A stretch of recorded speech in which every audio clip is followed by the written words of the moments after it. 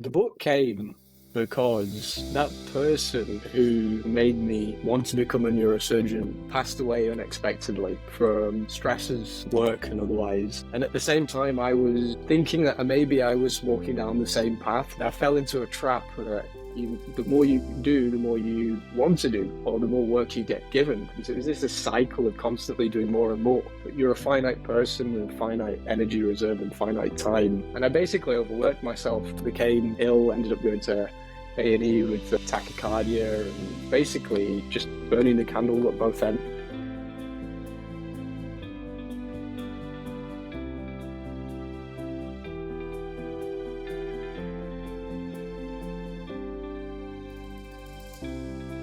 Hello, Adi. Thanks for accepting my invitation and welcome to the podcast. You are a consultant neurosurgeon based in Glasgow. You are also a writer and content creator, and I would not hesitate to say a thinker and philosopher. Could you share a bit about your professional journey?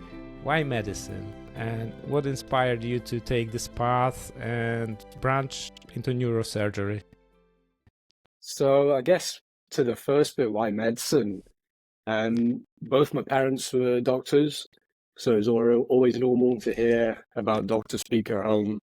And also, it was just like a natural progression, kind of like I was good at science, I like to talk to people. It was normal to hear medical discussions at home. So I didn't really consider ever doing anything else. I just decided one day, I was like, oh, Mum, Dad, I'd like to become a doctor. They're like, oh, yeah, that's good. And it's one of the kind of accepted professions within second generation Indian migrants. You know, you have medicine or law or engineering. So it was all kind of like a normal thing for me to do. And so that's how I ended up doing medicine. Neurosurgery was a bit different because I wanted to be a neurologist.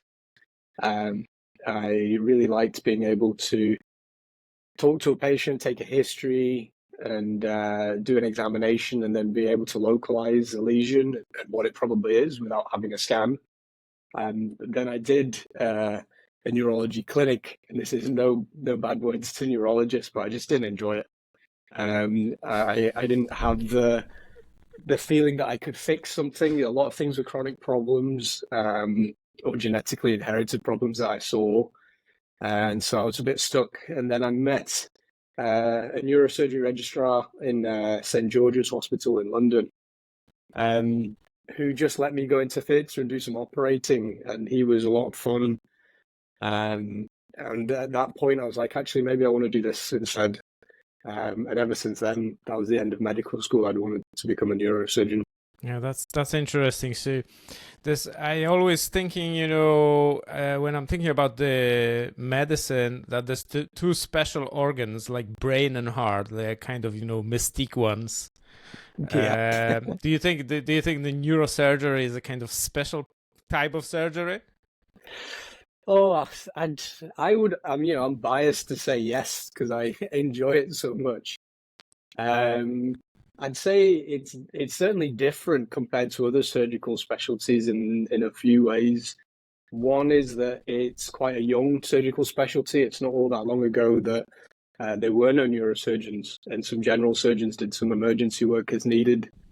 And then as neurosurgery evolved, it borrowed bits from other fields. So the first neuroendoscopy was done using a cystoscope for cranial endoscopy. You just took bits and pieces from here and there.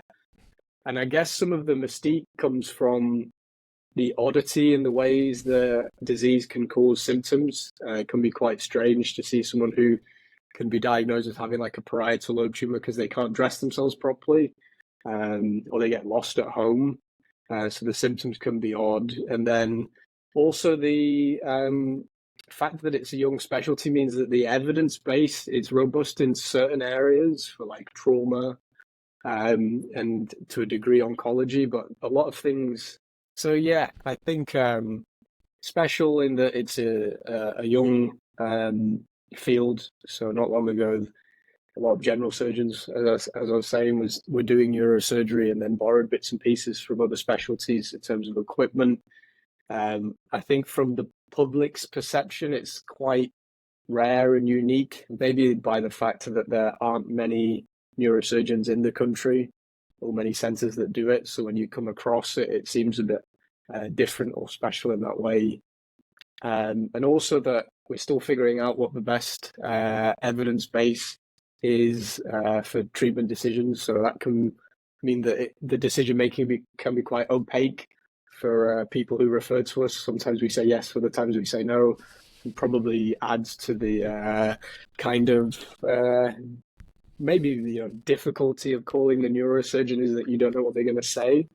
But I can appreciate that from the other side. So it's special, I guess, in a few ways. I can recall a couple of conversations as A&E doctor with neurosurgeons.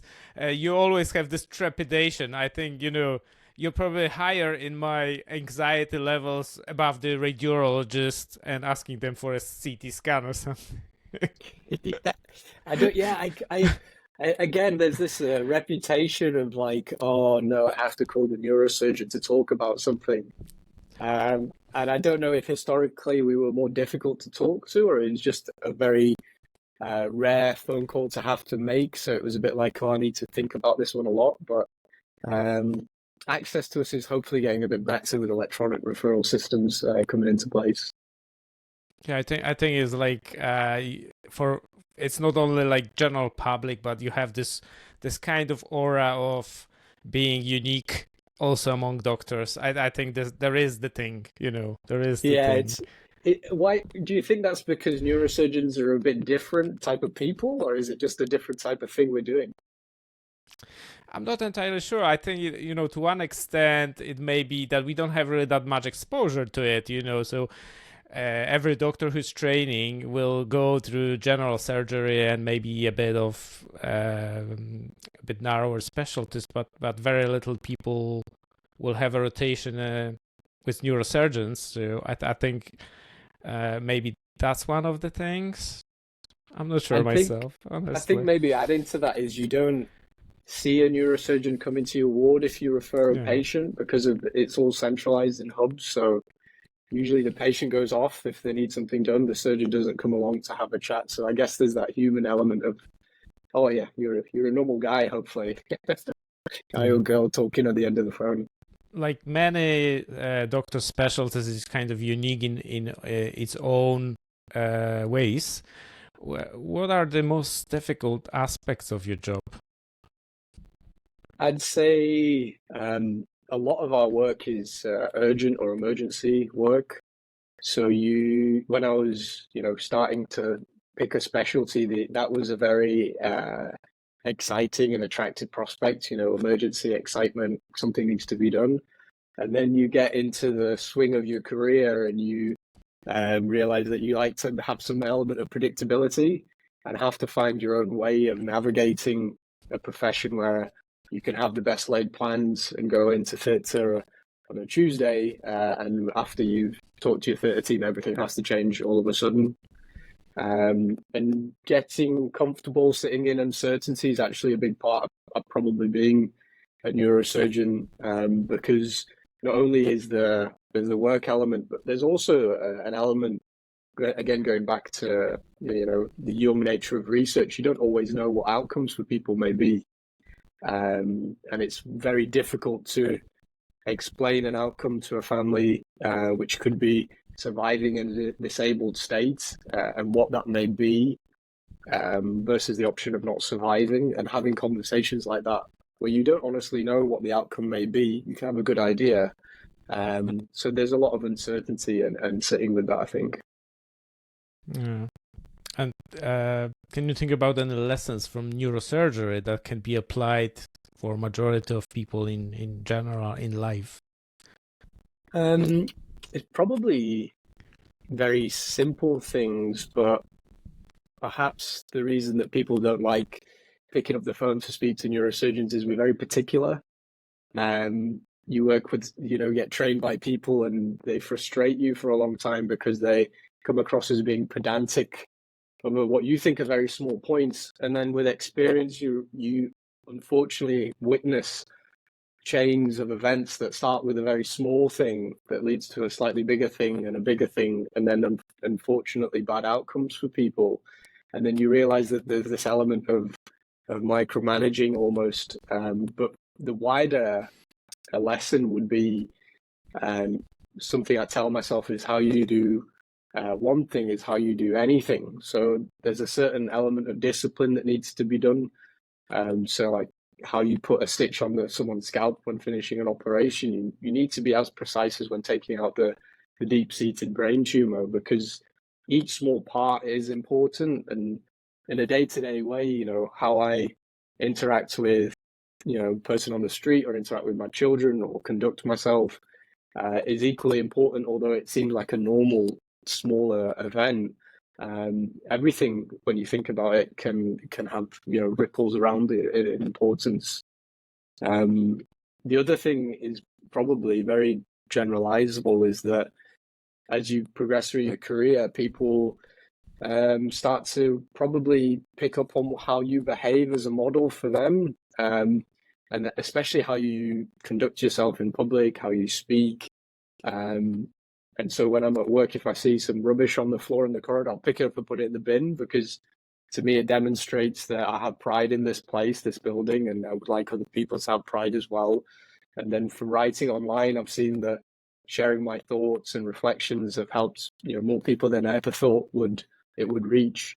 And then the same thing when you have kids and you come home, you realize actually what I say to mom, the kids use as a model. How I look after myself or the house is a model for them. And you realize that although at times as a doctor you feel like a very small cog in a wheel, the impacts and ripples of positivity probably go a lot further than I realize. And so those would be two things I'd say. Yeah, that's very insightful. So you mentioned kids. So you have two daughters, am I right? Yeah, that's right. Yeah. Yeah. So there's a personal question that I was thinking about asking you, remembering one of the powerful tweets that you posted, which described your personal story, how NHS took care or even saved your daughter. So my question is, how does it feel when you change your role from a highly performing specialist caregiver into a vulnerable parent? It was very insightful and useful in a way as a doctor. So my daughter was in hospital with an autoimmune disease. Thankfully, all followed fine, completely back to normal. But we spent 5 days in the children's hospital, and in those 5 days, you get a small snapshot of what life as a parent of a patient is like. And the small things become really important. Like, I didn't realize I can't go get a coffee because can't have hot drinks on a children's ward, and you have to stay with your child. I've not been outside today, and I probably won't go outside today because we have to stay in this one room. And then also the knock-on effects for the people outside the hospital as well. You've got another child at home, and they're wondering what's going on. Happened that my other daughter had chicken pox at the same time, just to add on top of things. And so you do, there's no word for the parent of a patient, for a child patient. The word patient comes from Latin patiens, to suffer, and you can see why that's the root origin of the word. But there maybe needs to be a word for the parent of a patient, because it's a strange in limbo place.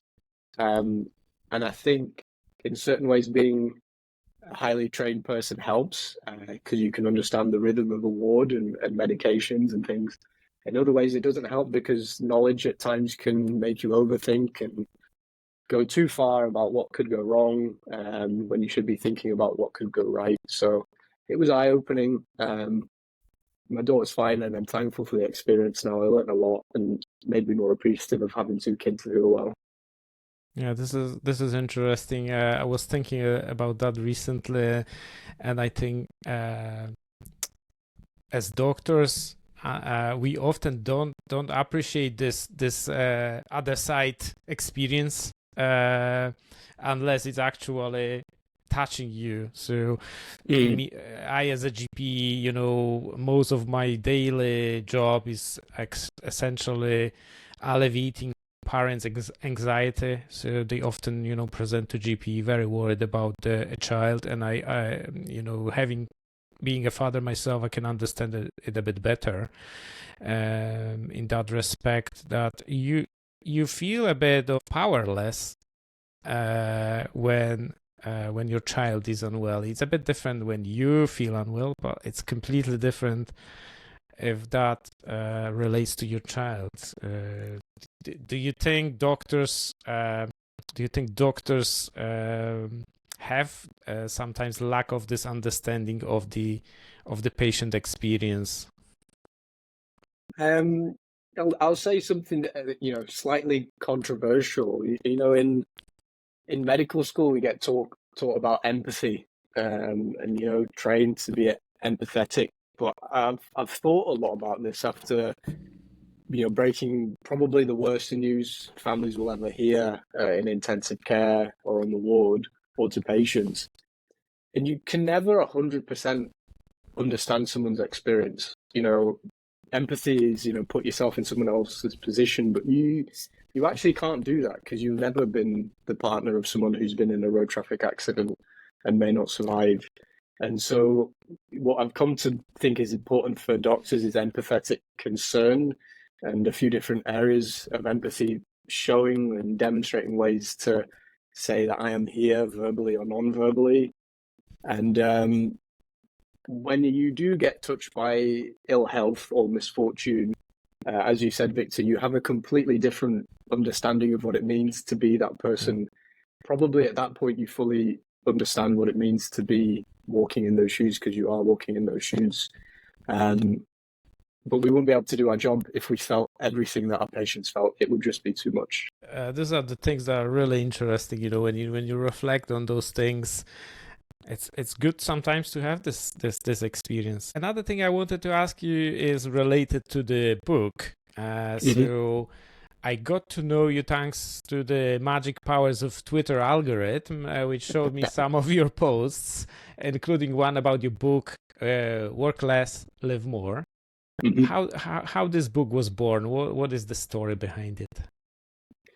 Interesting. I'm going to tell this story tomorrow. I was invited to speak to some orthopedic surgeons. The book came because that person who made me want to become a neurosurgeon passed away unexpectedly from stresses, work and otherwise. And at the same time, I was thinking that maybe I was walking down the same path, not to the same degree, but you know, I'd learned a lot about productivity, you know, automation, delegation, planning, executing on plans, and I fell into a trap that the more you do, the more you want to do, or the more work you get given. Because it was just a cycle of constantly doing more and more. But you're a finite person with a finite energy reserve and finite time. And I basically overworked myself, became ill, ended up going to A&E with tachycardia, and basically, you know, just burning the candle at both ends because I could, and it was getting some reward externally for achievement. And so I sat down and these events happened, and I thought to myself, you know, I don't want to do anything now that I won't want to do for the next decade. You know, I don't want to behave in a way that, you know, in a decade's time I couldn't be doing the same, or in the 3 decades at the end of my career.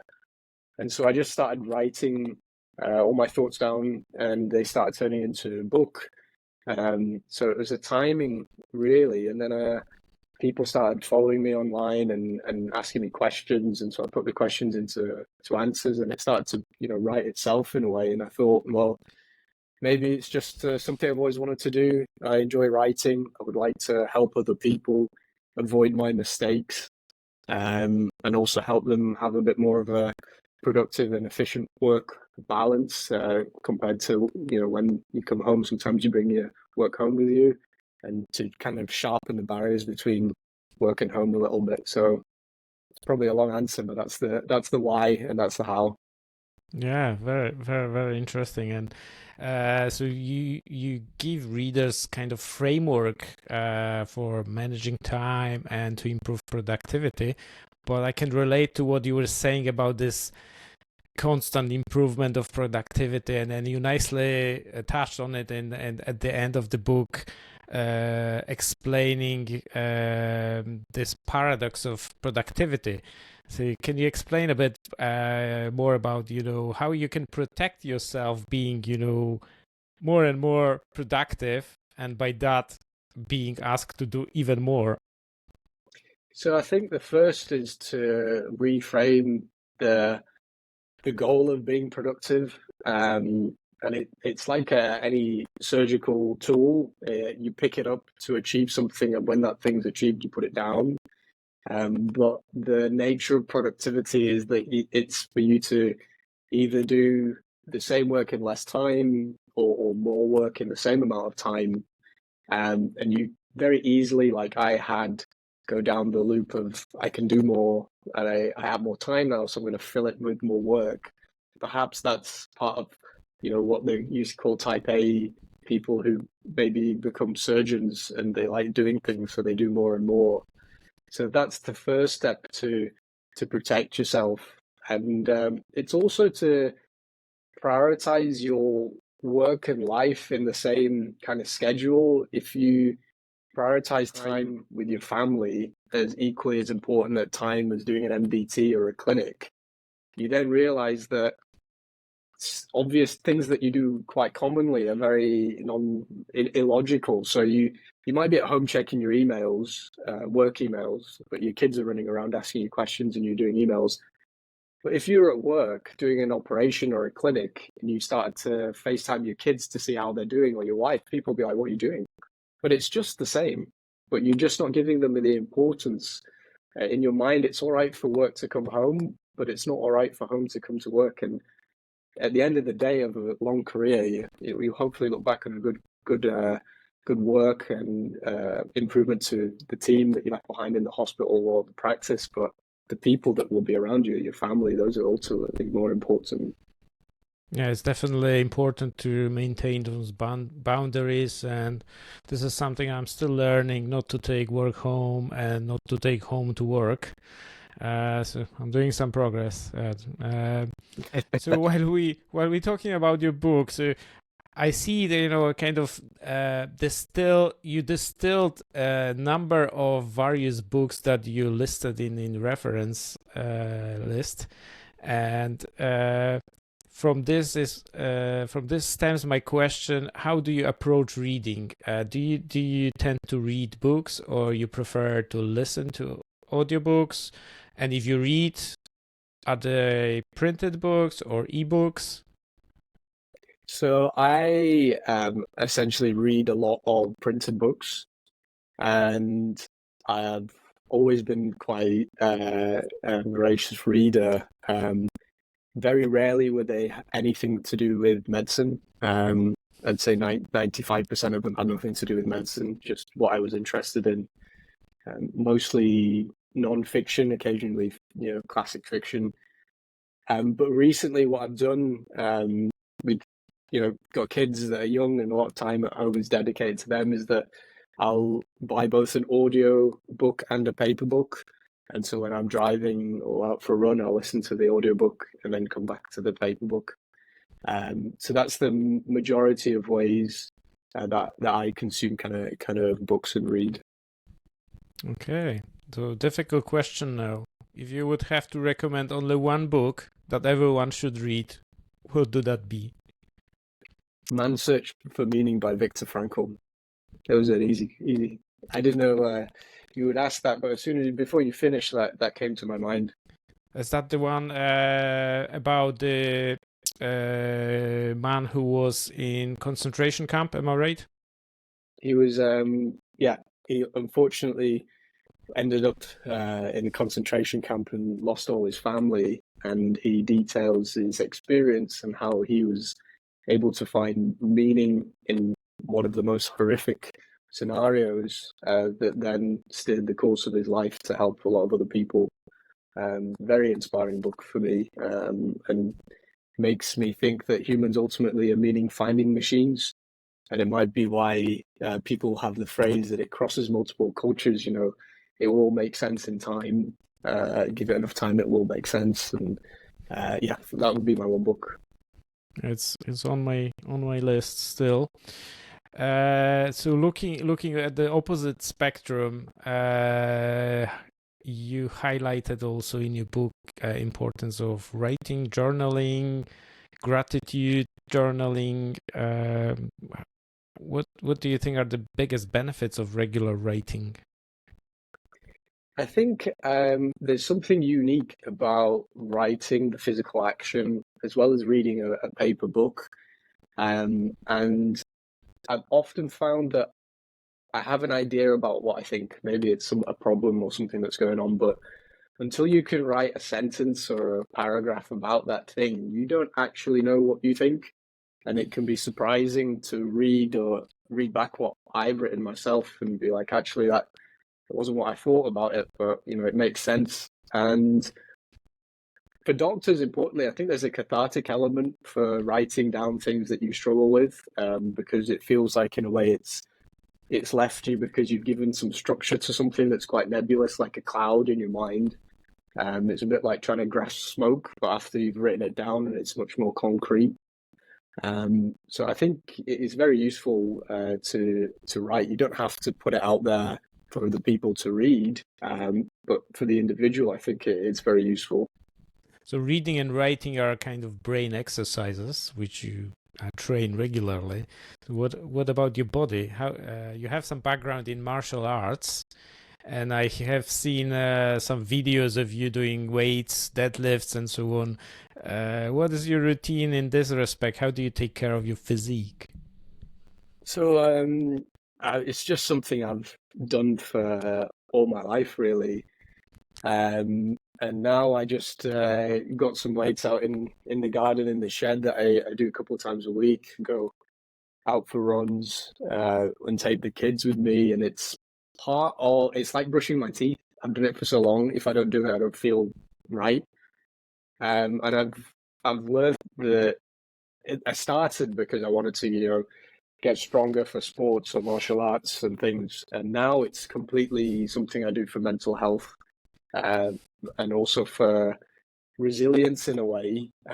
Again, sitting in discomfort and being able to make good decisions or use the right technique when you're sparring with someone and are out of breath and your legs and lungs are burning, actually transfers directly to work when you're not comfortable and you have to do something and maintain your discipline. And I also feel much better in myself, you know, much more positive. And have a much brighter outlook on life if I've been for a run or done some exercise. I liked this what you said, that it treated it like brushing your teeth, which highlights importance of putting it into kind of regular routine. But there's obviously no question about benefits of exercise. I think there was recently a study in BMG and about exercise, and whatever it was on par with SSRIs for people taking it for symptoms of depression. So there's more and more evidence coming, confirming it, and I think we should promote it more as a kind of medicine, even. Yeah, I've certainly movement itself can be a medicine, if you like, for a lot of things, like going for a walk if you're anxious or overthinking something is very, you know, relaxing. And it has to do that it's very difficult to untangle your thoughts and your mind and your brain from your body, because a lot of your brain is dedicated to movement, and the two go hand in hand. Yeah. So as I mentioned earlier, you know, I found about you on Twitter, on social media, and you're quite active on social media. You built quite big audience on Twitter. I think it's 10,000 followers. There's a few thousand on your YouTube channel and a few thousand on LinkedIn. What are your thoughts about doctors being content creators? I think it's probably like a very niche question to be thinking about. That's becoming more and more prevalent as more people start to create content, and I think the lens that I view creating content through is mostly educational and partly motivational for people who are maybe struggling with things that I've been through, and just to say, you know what, this is normal. I've been there. Don't worry about it. Don't feel so bad.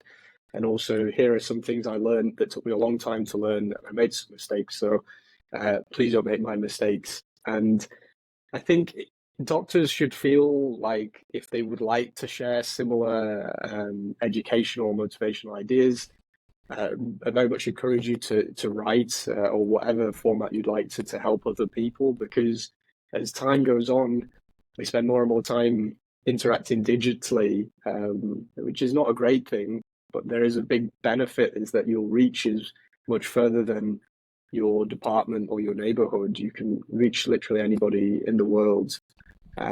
So I would encourage people, but you don't have to share that content. You can create content for yourself in the form of writing, and you can read that back.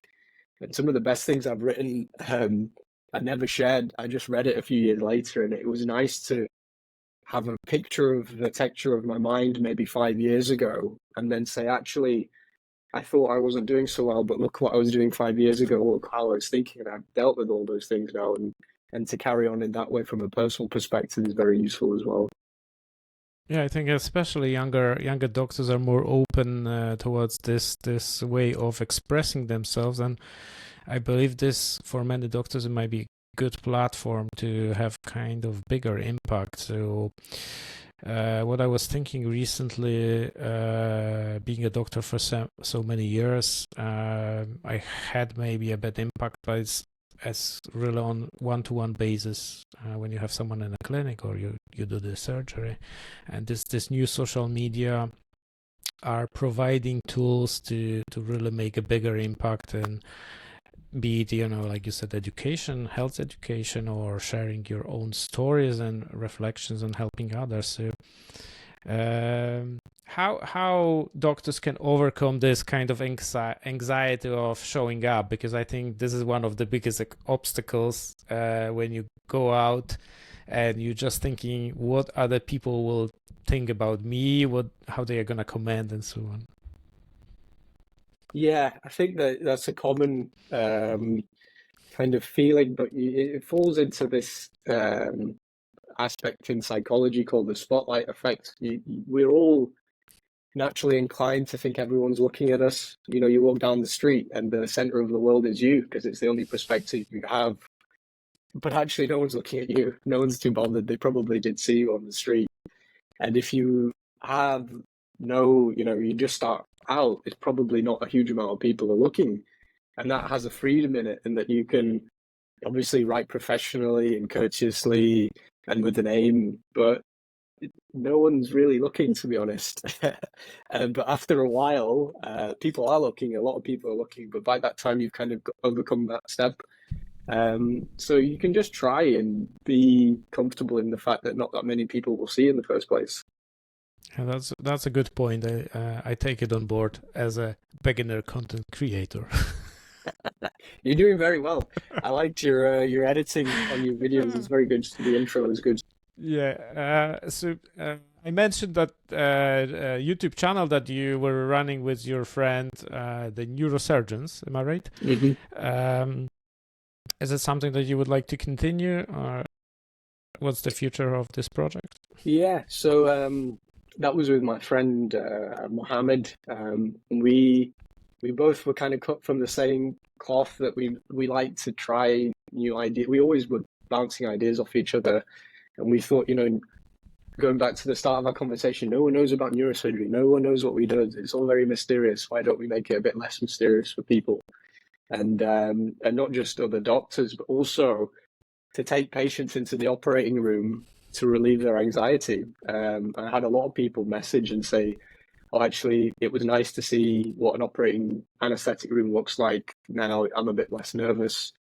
And it was nice to meet some of the staff and see the thought that goes into all the things behind the scenes. And the future, Mohammed moved to another place, as we were talking about, doctors move all the time, and I will as well. So we're on a hiatus, but people keep messaging on our videos, when you're coming back, we'd like to hear about this. So I think it will come back at some point in the future, but maybe in a different form, maybe like a long form interviews or podcasts. But we'll see. To be continued. Yeah, I had a look at a couple of videos and I really enjoyed it. I must say, despite being a doctor, I learned a lot, especially, from medical point of view, how all those things are working, how you are working, what is the setup. But I appreciate that is also helpful to alleviate some kind of anxiety for patients, and sharing some kind of knowledge to people in general interested in your specialty. So I encourage you guys to continue. Yeah. So you said about the future. So what is the future bringing in for you? So I think for my career, the big change, I think that will be a lot of my focus for the near future, to stabilize myself for the next few years in a new place. But now I've got this kind of writing bug, if you will, and content creation bug. There's a few ideas. One is that I've teamed up with another doctor who studied copywriting for a long time, and we are starting to see if other healthcare professionals and doctors will like to learn how to write online and build an audience or to build authority. And so we're starting a doctors and writers cohort in the future just to teach people. And I think there's certainly another book in me that keeps coming back, and it keeps bothering me now. It needs to come out of my mind and down onto the page. And I think that's going to be about the experience of becoming a surgeon, what I have learned about myself along the journey, in quite a unique and high pressure situation, and what I've learned about people and the relationships between people along the way. I don't think that story has been told, and it keeps, as I say, popping to the forefront of my mind like an itch that I need to scratch. Yeah, I'm looking forward to reading that book, so I'll keep an eye on your Twitter. Super. I'll send you a copy of it when it comes to life. Listen, Adi, what is the best way to get in touch with you if someone would like to find out more about writing, content, neurosurgery? How they can reach out to you? So there's lots of different ways. So on Twitter, you can direct message me. I'm Adi_Kumar1. I'm Aditi Kumar on LinkedIn. I've got a website, which is www.adi-kumar.com, which has my newsletter, which I share every week. Those are the three main ways to reach out to me. And lots of people do, and I'll probably reply with like a voice note, which is my new thing to do. Just send a quick reply to you if you have any questions. Okay. Listen, Adi, I wish you all the best in your new endeavors, in your new position, and with all those new projects that you are working on. And thank you for your time today and sharing all your insights. And keep in touch. All the best. I will do. Thank you for inviting me. Really enjoyed it. Thanks.